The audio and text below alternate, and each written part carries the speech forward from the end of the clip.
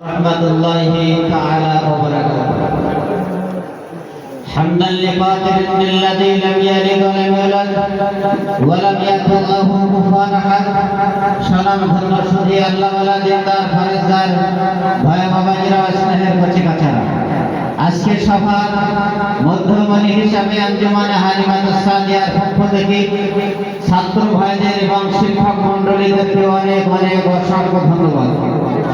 সেই ধন্যবাদের সাথে সাথে সেই মহান আল্লাহ পাক রব্বুল আলামিন তিনি আমাদেরকে সুন্দর একটা মনোরম পরিবেশে মুগ্ধ করার জন্য আজকে সুন্দর বাতাবরণ নিয়ে যে দেশে বসবাস করছে ভারতবর্ষে তথা 1947 সালে যে ভারত স্বাধীন করেছিল, ব্রিটিশের কাছ থেকে ছিনিয়ে নিয়েছিল, আজকে সেই স্বাধীনতা দিবস উদযাপন করতে চলেছি। আজকে প্রত্যেকেই আমরা ভারতবাসী, আমরা গর্বিত, আমরা নিজেকে আনন্দ আত্মহারা মনে করে নিই যে আমরা নিজেকে রক্তের বিনিময়ে আজ স্বাধীনতা সংগ্রামের বীর যোদ্ধাদেরকে আমরা সাধুবাদ জানিয়ে তাদেরকে সর্বোপরি শ্রদ্ধা জানাতে থাকি। এটা প্রত্যেক বছর 15ই আগস্টের স্বাধীনতা দিবস আমরা উদযাপন করি এবং আমরা আনন্দ আত্মহারার সাথে সাথে যে আমাদের পূর্বপুরুষরা যেভাবে তারা রক্তের বিনিময়ে, শ্রমের বিনিময়ে, যুদ্ধ জাহাজের মাধ্যম দিয়ে ব্রিটিশের কাছ থেকে পতাকা ছিনিয়ে নিয়ে তাদের পতাকাটাকে ছিঁড়ে ফেলে দিয়ে লাল কেল্লায় শাহনওয়াজ খান তিনি পতাকাটা আমাদের ভারতের গর্ব, ভারতের পতাকা উত্তোলন করেছিলেন। ব্রিটিশের পতাকা ছিঁড়ে সর্বপ্রথম লাল তিরঙ্গা উত্তোলনকারী তার নাম হলো লাল কেল্লার সঙ্গে কম্পন করে উঠতে থাকা তিরঙ্গা দেশের পতাকা, উঠতে থাকা তিরঙ্গা দেশের গৌরবের প্রতীক। 1947 সালে ভারতবর্ষের স্বাধীনতার সংগ্রামে ব্রিটিশ পতাকা ছিঁড়ে ফেলে দিয়ে সর্বপ্রথম লাল কেল্লায় উত্তোলন করেছিলেন কোন ভাগ্যবান? তিনি হলেন মহান স্বাধীনতা সংগ্রামী ও বিশিষ্ট জননেতা, দেশের বীর সন্তান, আজাদ হিন্দ বাহিনীর মেজর জেনারেল ছিলেন মেজর নেতাজি সুভাষ চন্দ্র বোসের নয়নের মণি জেনারেল শাহনওয়াজ খান। তিনি এই দেশের পতাকাকে উত্তোলন করেছিলেন। যার জন্ম হয়েছিল, শাহনওয়াজ খানের জন্ম হয়েছিল 24শে জানুয়ারি 1914 সালে, আর তিনি মৃত্যুবরণ করেছিলেন এই দেশের মাটিতে। তিনি দেশে, ভারতবর্ষে দেশে কোন রকম আত্মসম্মানের মর্যাদা তিনি ক্ষয় করতে দেননি। তিনি সর্বোপরি আত্মসম্মানের মর্যাদা বৃদ্ধি করেছেন এবং তিনি এই দেশের হয়ে চলেছেন। তিনি যেদিন মারা যান 9 ডিসেম্বর এবং 1983 সালে যারা মৃত্যুবরণ করেন এবং এই দুনিয়ার সারজমিন থেকে তিনি চিরকালের জন্য বিদায় নিয়েছিলেন। যার দেশের জন্য নিজেকে সর্বত্র ত্যাগ করেছিলেন জেনারেল শাহনওয়াজ। তার অন্যতম তিনি দারুণ বক্তব্য দিয়ে মানুষকে জয় করতে এবং মুগ্ধ করে তুলতেন।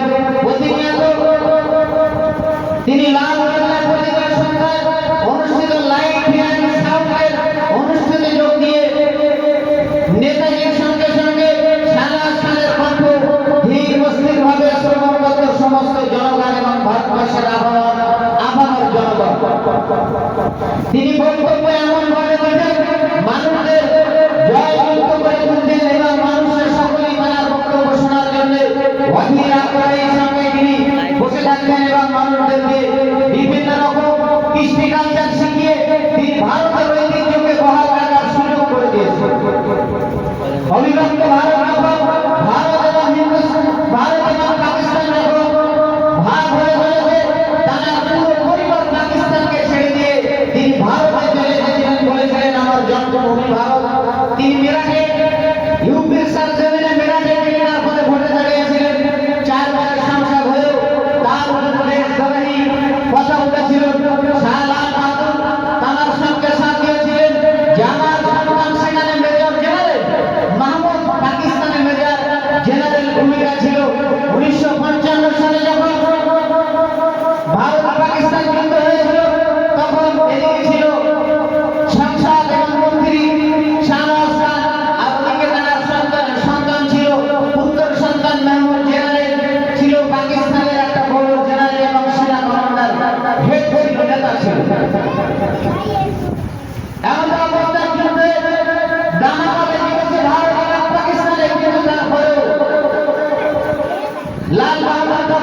কিছু সংখ্যক মানুষ তাকে বলে দিলেন তিনি দেশের গাদ্দার, যে দেশের পতাকা উত্তোলন করেছিল তাকেও দেশের গাদ্দার হিসাবে শুনতে হয়েছে।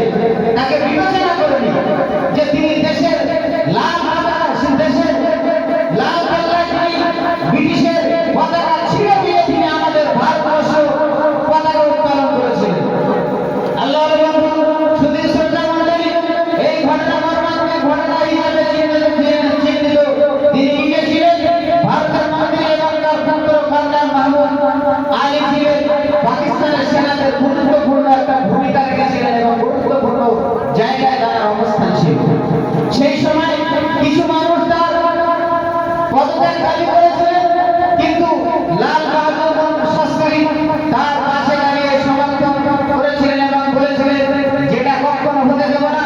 যিনি দেশের বীর বিক্রমে লড়াই করেছে, দেশের স্বাধীনতার কাঠগড়ায় দাঁড় করেছে, ব্রিটিশদের সঙ্গে কোনো রকম আপোষ করেনি, স্বাধীনতা সংগ্রামে দিয়েছে, তাদের সঙ্গে কোনো রকম আপোষ হবে না।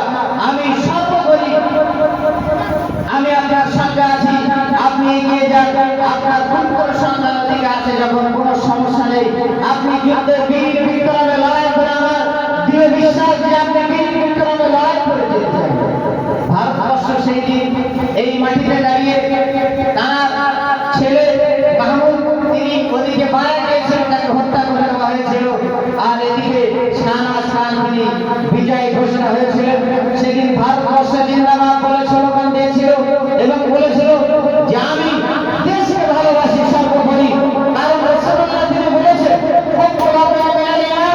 দেশকে ভালোবাসে প্রত্যেকটা মুসলমান এবং প্রত্যেকটা নরনারী এবং প্রত্যেকটা মানব জাতিকে শেখায় আমি যে প্রত্যেকটা মানব জাতিকে দেশকে ভালোবাসা সম্বন্ধে এবং দেশকে ভালোবাসা আমার আপনার ঈমান।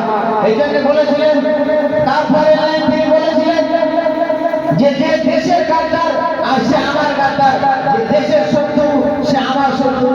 মহান আল্লাহ পাক রব্বুল আলামিন সেই সমস্ত বীর মুজাহিদদের সঙ্গে আজকে তাদেরও রক্তে আজকে সাপ আমরা বিভিন্ন রকম ভাবে পেয়ে যাব। দিল্লির লাল কেল্লা থেকে নিয়ে হাজার হাজার লক্ষ লক্ষ আলেম ওলামাকে শহীদ করা হয়েছিল, কিন্তু আজকে আমরা অনেক আনন্দের সঙ্গে উদযাপন করতে চলেছি ব্রিটিশদের পতাকা ছেড়ে, আর আমরা নিজের দেশের পতাকাকে গৌরবময় স্বাধীনভাবে উত্তোলন করতে চলেছি।